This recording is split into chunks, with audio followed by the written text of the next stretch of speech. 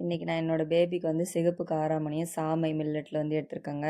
அது கூடவே வந்து வெங்காயம், தக்காளி, கேரட்டு, உருளைக்கிழங்கு, பீக்கங்காய், சௌசௌ, வெள்ளை முள்ளங்கி இது 5 வகையும் சேர்த்துக்கிறேங்க. 5 காய்கறிகள் எல்லாத்தையுமே சின்ன சின்னதாக நறுக்கி வச்சுருக்கேங்க. ஒரு குக்கரில் வந்து இது எல்லாத்தையுமே அப்படியே சேர்த்துக்கலாங்க, இல்லைனா வணக்கி கூட சேர்த்துக்கலாம் எண்ணெயில். நான் வந்து அப்படியே தாங்க இன்றைக்கி சேர்த்துக்கிறேன். இது கூட வந்து நம்ம கழுவி வச்சுருந்த காராமணியும் மில்லட்டையும் வந்து சேர்த்துக்கிறேங்க.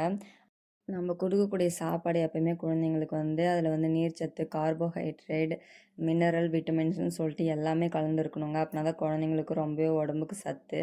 அது கூடவே வந்து உப்பு, மஞ்சத்தூள், மிளகாய்த்தூள், அப்புறம் வந்து முருங்கைக்கீரை பொடி இது எல்லாத்தையுமே நான் வந்து சேர்த்துக்கிட்டு நல்லா கலந்து விட்டுட்டு ஒரு 3லேருந்து 5 விசில் வரைக்குமே விட்டுட்டுக்கலாங்க. எல்லாமே அந்த பருப்பு எல்லாமே வெந்து வர வரைக்கும். அது கூட வந்து 1 ஸ்பூன் வந்து நெய், இது வந்து ஹோம்மேட் நெய் தாங்க. எல்லாமே யூஸ் பண்ணுறது எல்லாமே இப்போ ஹோம்மேடு தான்.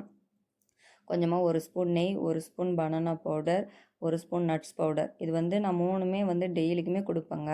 நெய், நட்ஸ் பவுடர், பனானா பவுடர் எல்லா சாப்பாடுலையுமே நான் கொடுப்பேன். அது வந்து குழந்தைங்களுக்கு ரொம்பவே உடம்புல நல்லதுங்க. அது நம்மளே ப்ரிப்பேர் பண்ணி வச்சா இன்னுமே குழந்தைங்க வந்து விரும்பி சாப்பிடுவாங்க. டேஸ்ட்டும் கொஞ்சம் நல்லாயிருக்குங்க. அதனால தான் நான் எப்போயுமே ஒரு மாதத்துக்கு ஒரு டைம், இல்லை 1½ மாதத்துக்கு ஒரு டைம் இந்த மாதிரி ப்ரிப்பேர் பண்ணி வச்சுக்கிட்டா அது வந்து வீணாகாதுங்க. நல்லாவே இருக்கும் குழந்தைங்களுக்கு. அவங்களும் விரும்பி சாப்பிடுவாங்க. நீங்களும் இந்த மாதிரி கொடுத்து பாருங்கள், உங்கள் குழந்தைங்களும் சாப்பிடுவாங்க. பாய். அடுத்த வீடியோவில் பார்க்கலாம்.